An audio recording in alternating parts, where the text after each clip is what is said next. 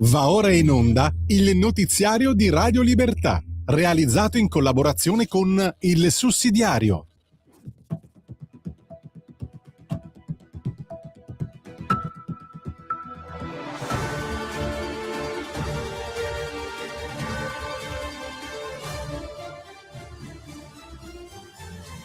Benvenuti al TG di Radio Libertà, in collaborazione con ilsussidiario.tv.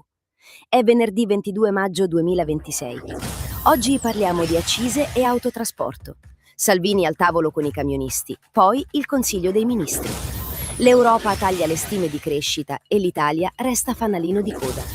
Sul MES, Salvini dice no alla flessibilità con condizioni. Il caso El Khudri e il diritto di cronaca. Difesa sì, silenzio no.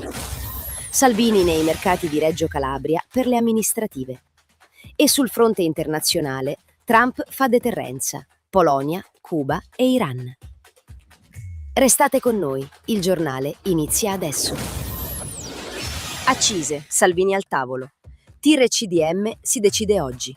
Oggi è il giorno del paese reale. Carburanti, camionisti, merci, imprese e famiglie. Scade il decreto sul taglio delle accise e il governo prova a evitare che l'emergenza diventi blocco nazionale. Prima il tavolo a Palazzo Chigi con le associazioni dell'autotrasporto, poi il Consiglio dei Ministri per prorogare la misura. Sullo sfondo c'è lo sciopero dei TIR dal 25 al 29 maggio, 5 giorni che colpirebbero distribuzione, negozi e filiera produttiva. La proroga dovrebbe arrivare fino all'8 giugno, con un costo stimato di 400 milioni, dopo 1,3 miliardi già stanziati.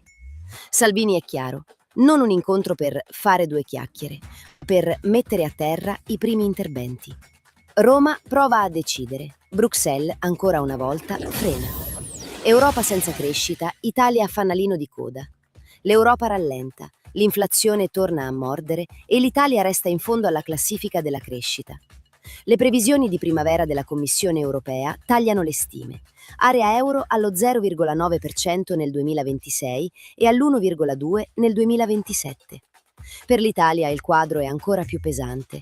PIL allo 0,5% quest'anno e allo 0,6% il prossimo, con inflazione al 3,2%. Numeri freddi, conseguenze caldissime. Bollette, carburanti, investimenti bloccati, fiducia in caduta. Bruxelles scopre adesso quello che il paese produttivo vede da mesi. Senza energia a prezzi sostenibili non c'è crescita, non c'è industria, non c'è lavoro. Meno dogmi contabili, più decisioni politiche. Questa è la partita che l'Italia deve giocare. MES, Salvini dice no. Flessibilità sì, catene no. Dopo il rallentamento europeo, ecco il nodo politico. La flessibilità sull'energia può diventare merce di scambio? Secondo ricostruzioni di stampa, nella trattativa con Bruxelles torna l'ipotesi di collegare maggiori margini sui conti pubblici al ritorno del MES, mai ratificato dall'Italia. Salvini è fortemente contrario. La linea è chiara. Aiutare famiglie e imprese contro il caro energia è una cosa.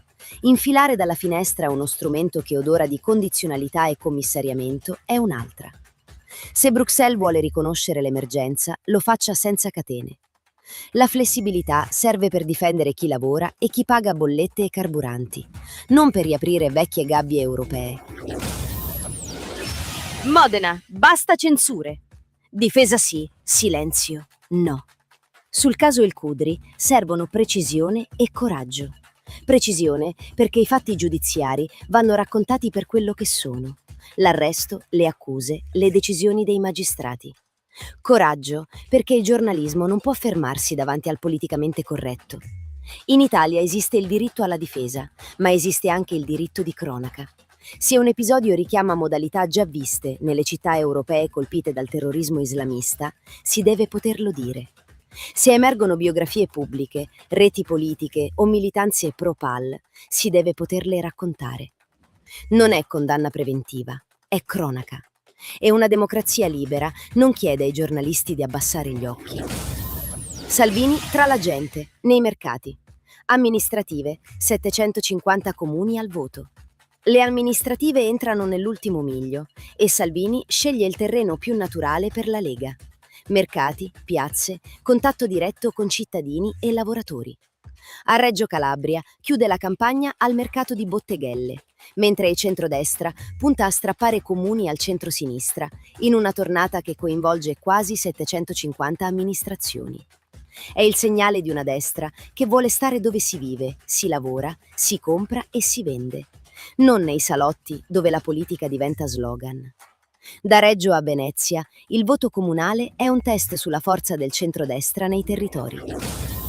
Trump alza la voce, deterrenza globale. Polonia, Caraibi e Iran nel mirino. Trump torna a parlare il linguaggio della deterrenza. Pressione politica e militare contro regimi ostili e instabilità globale. 3 dossier raccontano la linea americana. Rafforzamento USA in Polonia con altri 5.000 soldati. La portaerei Nimitz nei Caraibi contro Cuba. Il braccio di ferro con l'Iran sull'uranio. Alleati da rassicurare, avversari da contenere, interessi occidentali da difendere. Trump non chiede applausi ai salotti multilaterali. Usa la forza come strumento politico, non come posa. L'America conservatrice non vuole lasciare il campo libero ad ayatollah, castristi e potenze ostili. Radio Libertà, in collaborazione con il sussidiario.tv, presenta gli approfondimenti di oggi. MES fuori tavolo. Bruxelles deve ascoltare l'Italia. La partita con Bruxelles non è una questione da ragionieri, è politica pura. L'Italia non chiede un favore, chiede di difendere famiglie, imprese e lavoro da una crisi energetica che non ha provocato e che pesa su carburanti, bollette e trasporti. Antonio Maria Rinaldi, economista ed ex europarlamentare della Lega, legge così il braccio di ferro sul patto di stabilità. Bruxelles concede flessibilità per difesa e riarmo, ma diventa fredda quando uno Stato chiede margini per proteggere la propria economia reale. Il nodo è il MES. Rinaldi lo definisce strumento inutile e potenzialmente pericoloso, costruito su logiche condizionali e punitive. L'emergenza energia non può diventare il cavallo di Troia per riportare l'Italia dentro meccanismi che limitano la sovranità economica. Bruxelles deve scegliere: ascoltare il realismo italiano o restare prigioniera dei suoi dogmi contabili. ISIS recluta minori, allarme Italia.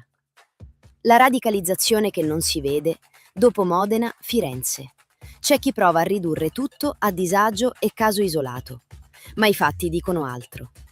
Giorgio Laici, su ilsussidiario.net, parte dall'arresto di un 15enne tunisino legato all'ISIS. Radicalizzazione giovanile, social, algoritmi, reti jihadiste e vuoto identitario. Il ragazzo, già noto agli apparati di sicurezza, era stato arrestato e affidato a un percorso di recupero. Ma la comprensione non ha funzionato.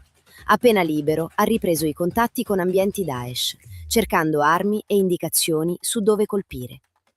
Il dato più grave non è un caso isolato.